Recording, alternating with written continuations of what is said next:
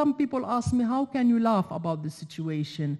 I think for me, the most challenging part of living under occupation is to try and keep your values. How do you keep your values, your sense of humor, your humanity? How do you prevent yourself from hatred, from revenge?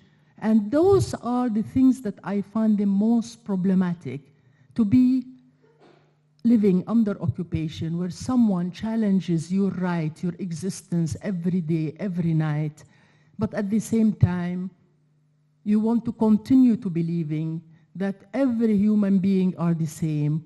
Everyone wants peace, everyone wants a good life, everyone needs a job.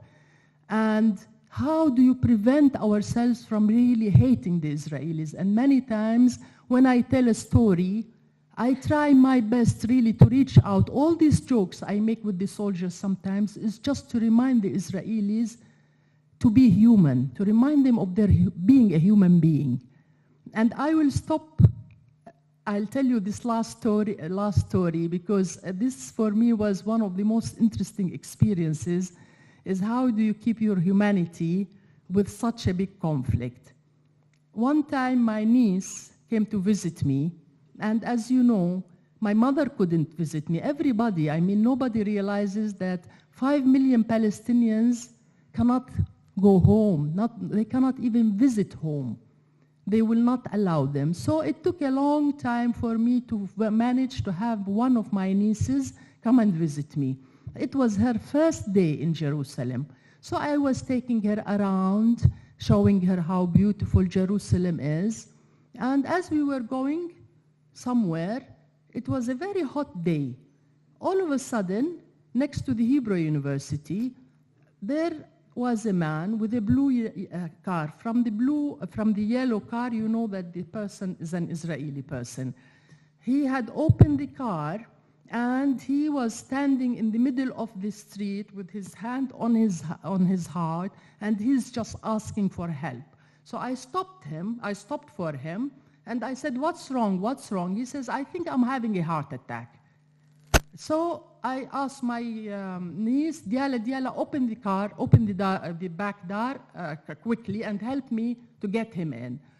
I got him into the car, and then I started driving, and my niece is the first time she meets an Israeli, actually. She's looking at me, and we are scared for his life, but also you should know that by law, no Palestinian is allowed to carry an Israeli in their car. It's a violation. I will be put in prison if I have an Israeli in my car. So anyway, I took him, and I was driving. So I told him I could see that his face is from the mirror, is very yellow. So I say, calm down, we will soon be there. And he tells me, there where? I said to the hospital. Okay. And I was I think, by that time, he had realized that we were Palestinians. And I thought he's going to have a real heart attack now. So the guy is like, and then he says, I talked to my niece in Arabic, and then he tells me, "Are you from Bethlehem?" I said, "No." Because, you know, for them, like, Bethlehem is a peaceful city and Ramallah is a rebellious city. So I said, "No, I'm from Ramallah." I didn't want to lie to him, and I did not want to go with his stereotyping of Palestinians. So I said, "Oh, Ramallah," he said, and there was complete silence. And driving, I didn't know whether the silence really meant that he really had a heart attack or I was still carrying him. And then my niece is looking at me like this, and I started thinking, Suad, what if the Israeli, what if he has a heart attack and dies in your car? What would the Israeli do when they see that his car was abandoned? And I'm sure now there is an alert everywhere, and I don't know how many Palestinian men have been arrested because of this stupid activity that you have done. Anyway, so I take him, and as he's sitting there, he's hardly breathing, he says, "Are you Christian?" I say, "No." I mean, the guy is just like, he wants me to just give him a little bit of hope, and there was no hope whatsoever for him. So anyway, by the time we get to the hospital, I just run to the hospital, and I say, please, please, emergency, emergency. So 3 nurses are coming with me with the bed, you know, rolling, and they just take him out. And I wasn't sure really, because he kept quiet after I told him no. So they take him and they put him on the stretcher, and they're running away with him, and I see him say, so there are good Palestinians after all, and he disappears. Thank you very much.